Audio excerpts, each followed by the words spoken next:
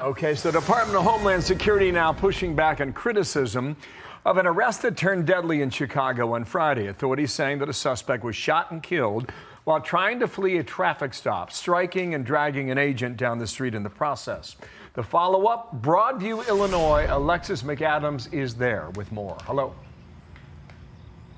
Bill, good morning. Well, they did have some protests here at that ICE facility, right behind me in Broadview, which is in Cook County, just outside Chicago. The ICE agent has been released from the hospital, but was badly injured, according to sources. Why? Because they say he was dragged by the front bumper of this suspect's car, a suspect who ICE says should have never been in this country in the first place and was driving around with a bad system and a record here. So this comes as it just happened just west of Chicago on Friday. DHS tells us a team of ICE officers were doing what they say is targeted law enforcement activity. They were trying to pull over this man. Let's pull up his picture. This is Silverio Villegas Gonzalez. He was driving around here just outside of Chicago, and investigators tell us the Mexican national has a history of reckless driving. But when they tried to stop him, ICE says he refused to get out of the car, and he barely pulled over on the side, instead quickly driving off. You can see it there. The suspect's car is then wedged into the side of this truck. It was blocking traffic on Friday afternoon. The crash happened after ICE says he hit their agent, who was then afraid for his life, so the agent pulled out a gun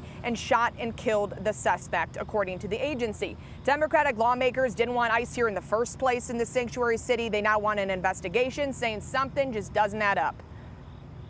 The department that is responsible for protecting the people from foreign terror has become the Department of State terror. They're unconstitutional.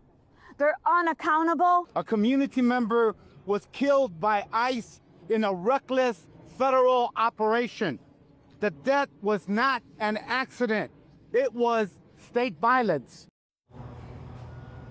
All right, so ICE says that's not the case. They say this was an incident of attempted murder on one of their officers. Protesters, though, are going to call for accountability out here. They want ICE out of the Windy City. Back out here live, ICE says their operation, though, in Chicago, for the people watching around this city, is far from over. Just the other day, Bill, they said they arrested an MS-13 gang member who was in the country illegally, who was wanted on murder charges, just walking around here outside of the Windy City. Got it. Alexis McAdams back home in the state of Illinois, land of Lincoln. Right. Thank you.